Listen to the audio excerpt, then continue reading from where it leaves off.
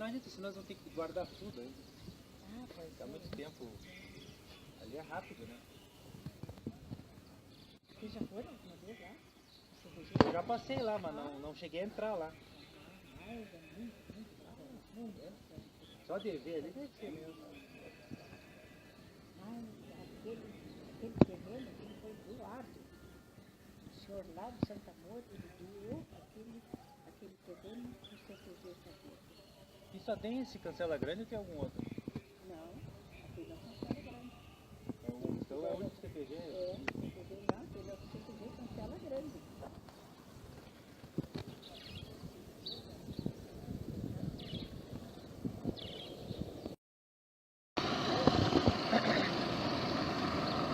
Aqui é um lugar bonito, cara. Aqui, ó, bem aqui. Sobe aqui.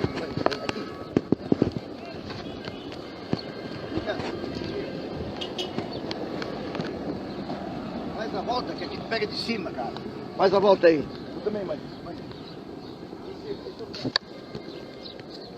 Tá vendo a frente? Aí, cara.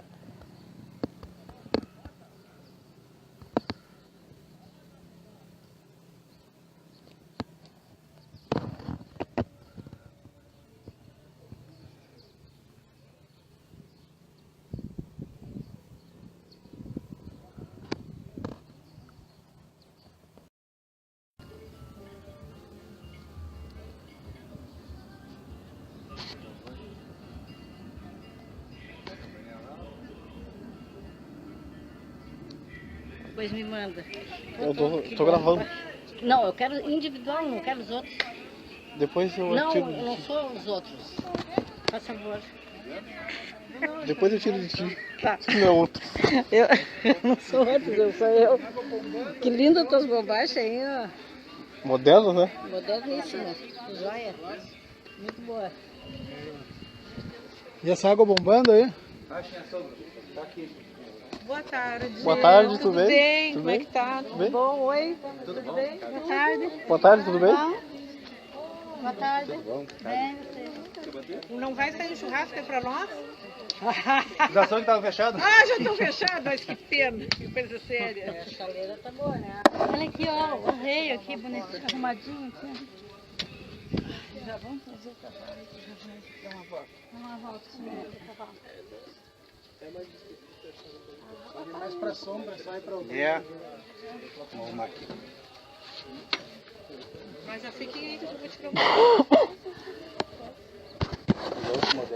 Esse gaúcho, eu já cortei os pés dele aqui. Feito, muito obrigada. Mais alguém? Acho que só o Ricardo e o...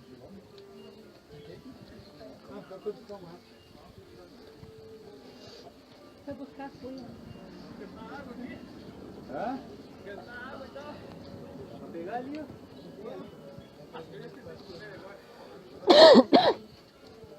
Cadê o comichão?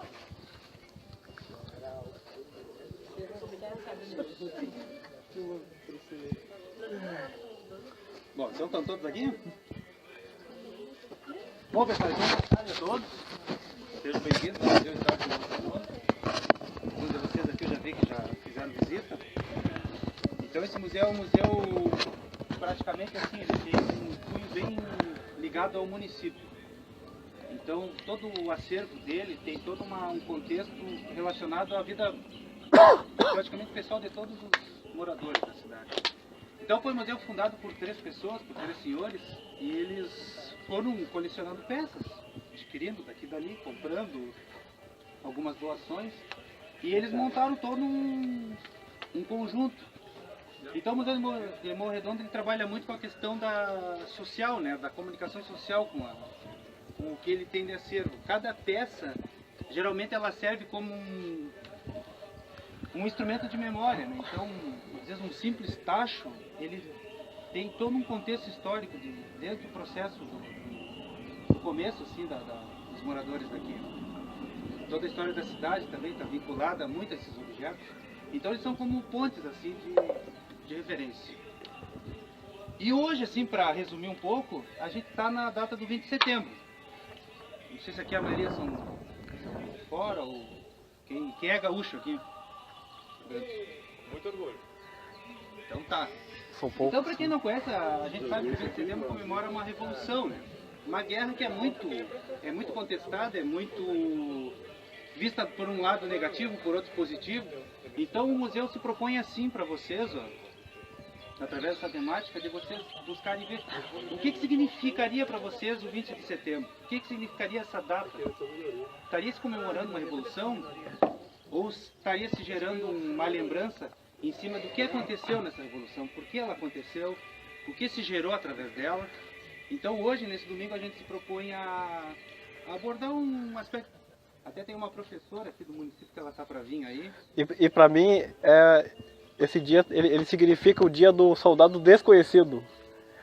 Que eu juntei muitas críticas, né? Quando é pessoa de fora que vem aqui e pergunta: vocês ficam comemorando guerra perdida? Entendeu?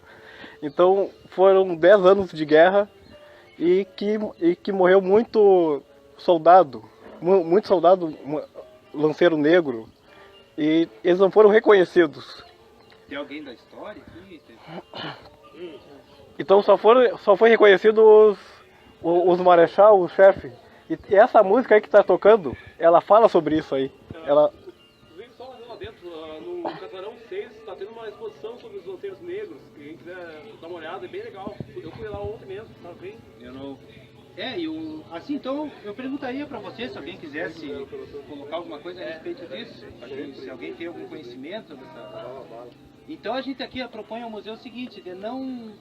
A ideia do museu não é se posicionar se é contra ou a favor, mas sim abordar o aspecto do 20 de setembro de forma que vocês tentem tirar desse acontecimento que é comemorado.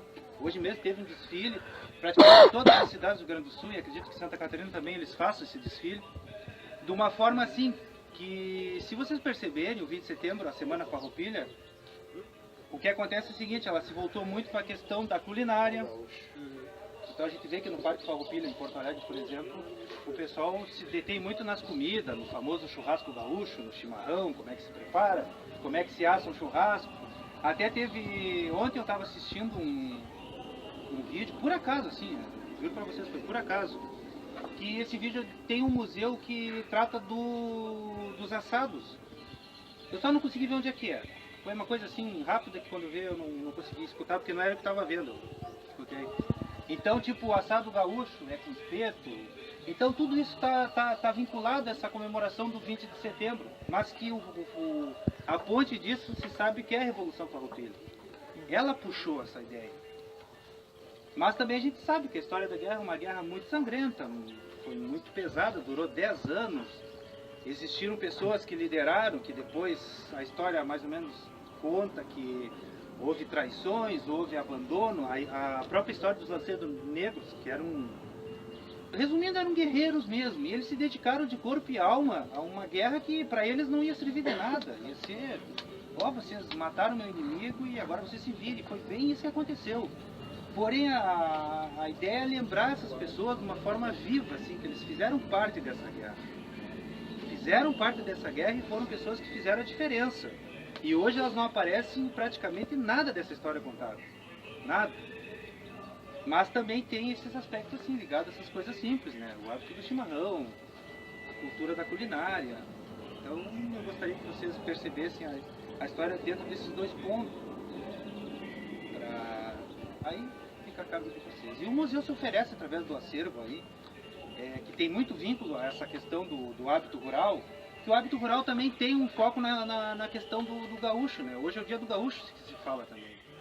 Então tem esses costumes que estão inseridos na cultura aqui alemã mesmo, tem a cultura gaúcha inserida. Você percebe que se adquiriu o hábito do chimarrão, do churrasco. Hoje mesmo, esse CTG tem uma sede principal dele que fica a mais ou menos uns 7 km daqui.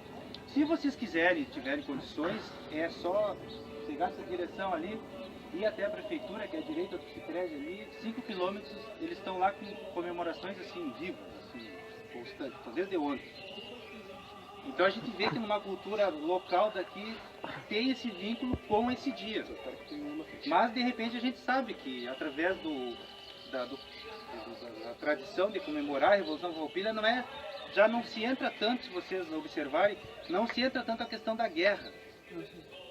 A guerra só foi o pivô para tudo isso.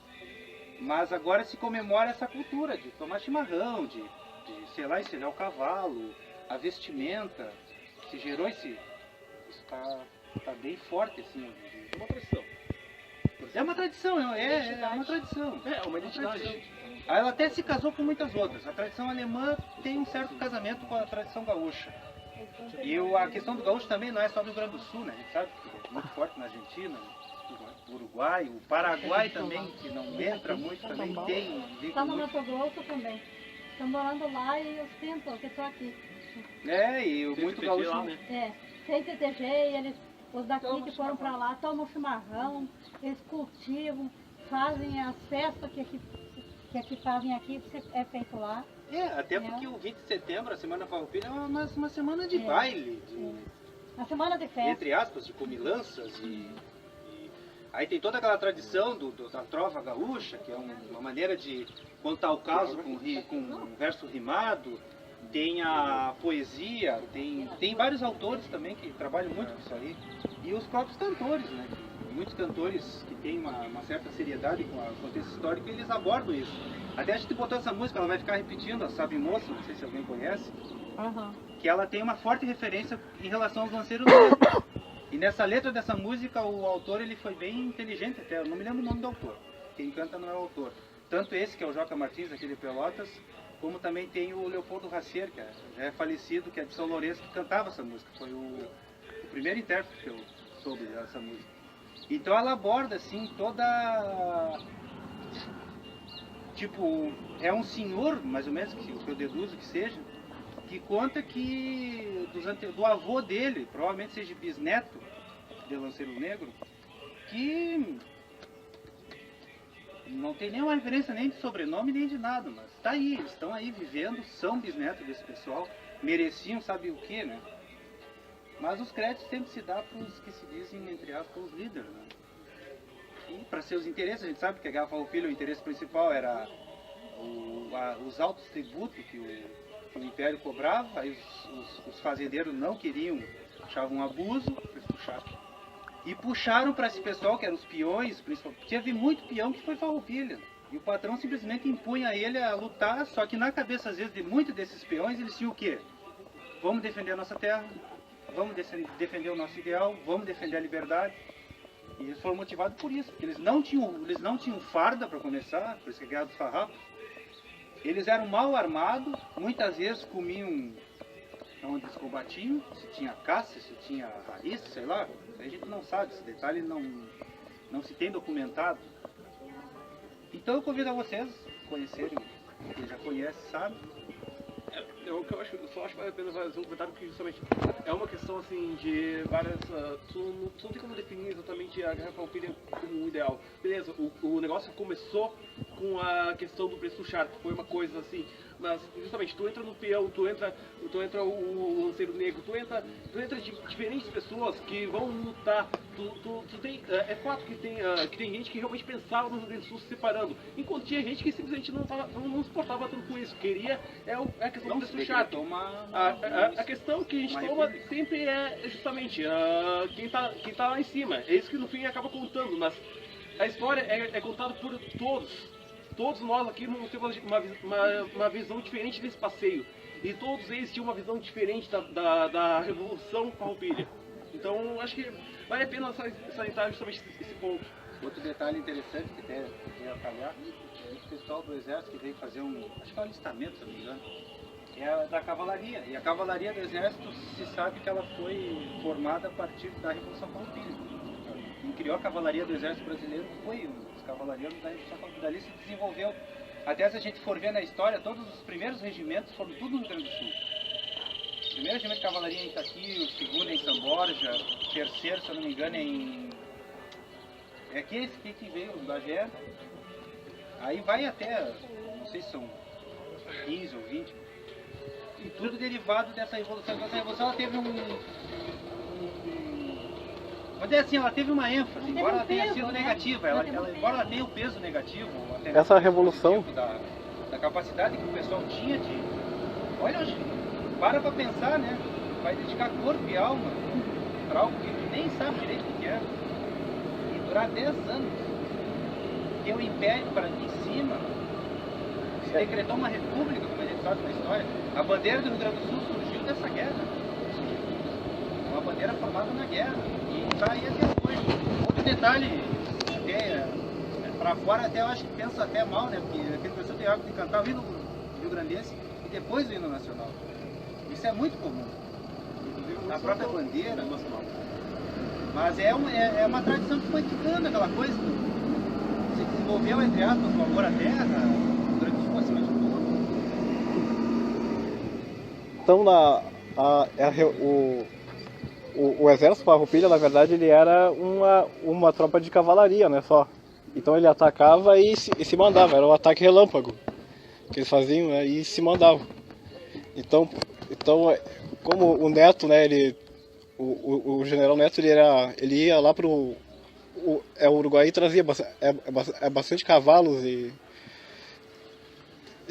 montava o exército. Então aqui fortaleceu bastante aqui a nossa cavalaria aqui do exército brasileiro, que depois na Guerra do Paraguai eles souberam se defender por causa dessa revolução. Eles não foram pegos desprevenidos aqui no Brasil, né, por causa disso. Essa professora Rutinha é a professora do Não, só no estado, infelizmente. Não tem muito que Faltou uma faixa hoje. Na minha casa tem. Boa tarde.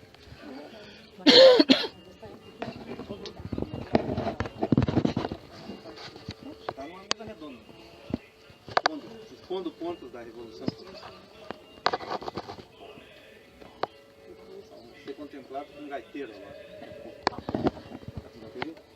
Não, eu faço trabalho, acompanho o museu, né? Não sei quantos anos já, mas eu trabalho com a turma do 5º ano, sou aposentada numa carreira, né, que eu trabalhava com geografia. E agora, ano que vem, acho que me aposento, estou com o 5º ano. Então, sempre tive assim, desde criança, uma decepção, tem que ir no museu, não pode tocar em nada, né? Só olhar, tem museus que a gente vai que até ficavam vigiando a gente para ver se a gente ia tocar ou não, né?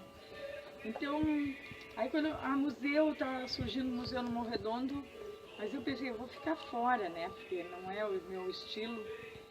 E aí veio essa nova proposta de museu onde a gente pode tocar, pode mexer, né? Já fizemos exposição em outros lugares, carregamos coisas para outra praça lá, né?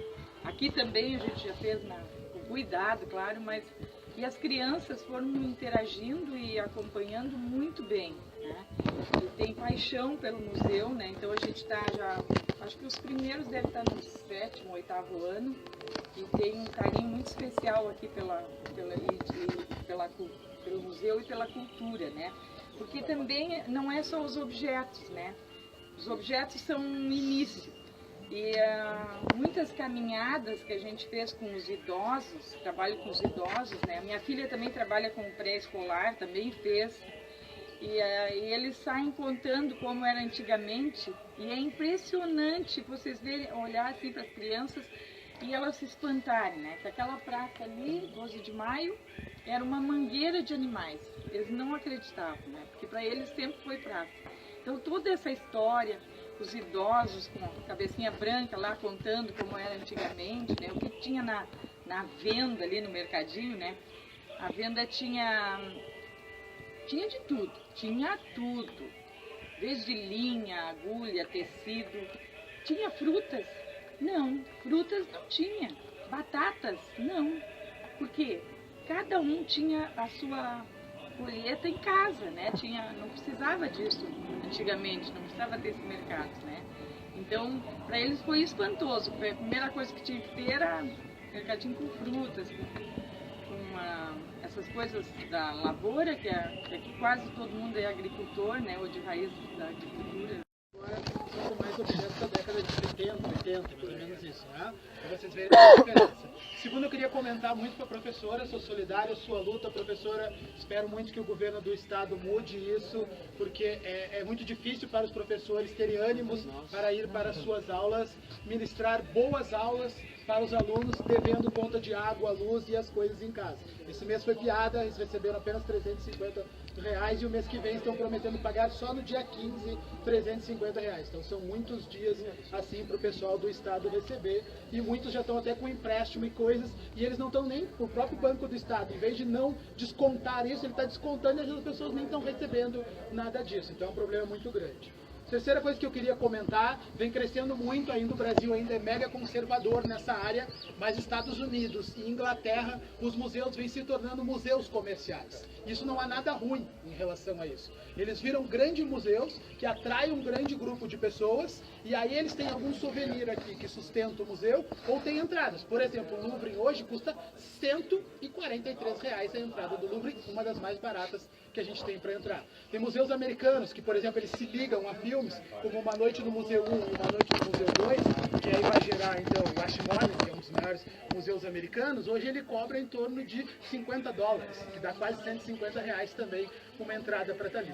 Então, é essa falta da gente vender as coisas, da gente criar coisas dentro do museu, que ainda a gente está chegando aqui, o museu já está de parabéns, porque eu sei que o museu faz mocotó, faz roda de carreta, o museu já faz uma série de coisas para adquirir o dinheiro. Então, vocês estão de parabéns aqui, Mas os outros museus nós estamos engatinhando. Hoje a gente tentou fazer um almoço lá, então a gente está indo engatinhando nessa área. Mas é uma área que eu acredito que vai crescer muito ainda para o futuro. Assim, Tem que e aí eu fomentar, acredito- né? Oi? Tem que fomentar isso aí. Fomentar para que o museu seja autossustentável. A gente tem que parar de pedir para os outros e que o museu se gera com seu próprio dinheiro. Assim. Mas isso é uma coisa que a gente está engatinhando desde 2011. Assim. E agora o Diego está colocando bem em prática aqui, o museu que está de parabéns. Eu tinha falado para ele, não só nessa área, mas a área que vocês ganharam o título lá com a menina da terapia ocupacional, estava falando para eles que vocês ganharam, a parte de memória que eles trabalham bastante, a parte etnográfica. Eu vi que essa semana vocês colocaram um centro de memórias em alguns lugares, escavando tá, e deixando deixou ali, ó. para as pessoas verem. Então, eles têm várias atividades aqui que a gente ainda está engatinhando em relação a isso. Mas era isso. E é assim, uma emoção quando os idosos eles se sentem importantes, né? Eles não são deixados de valorizados. E quanto é importante o relato da experiência deles para os pequenos, para nós, né? Aqui vocês já falam, vocês chamam de café com memórias, o Mário Chagas já chamava como um despertador de memórias. Então os objetos, que o próprio Pedro fala, o objeto não fala. O objeto ele é mudo, calado. Quem desperta as memórias desse objeto são as pessoas que estão. E aqui vocês pegam os objetos e despertam a memória, então, desses objetos, assim, sucessivamente. Então, todos de parabéns. Não, e eles estão recuperando até com esses idosos que são de origem alemã, pomerana. Estão falando pomerano, uns que não tinham mais com quem falar, agora estão. Ah, que legal. Eles falam pomerano naquele dia, pelo menos. É, mas vem falar com eles pomerano. O amor fala pomerano. Aí É. teve o teatro, É, né, eu não que sei se ele aqui fez tem algum hoje que fala, mas acho que não. Não, hoje eles estão envolvidos com o É, CTG. mas aqui tem gente que fala pomerano. Pela Eu onde? tenho uma parte da minha família que morou aqui no Morredor. Eu estou tentando lembrar. A tia do meu pai foi casada com o fundador da parte do leite aqui. Só que eu não consigo me lembrar o nome do senhor. Eles tinham uma Nuremberg? Nuremberg, isso. Herbertão. Minha mãe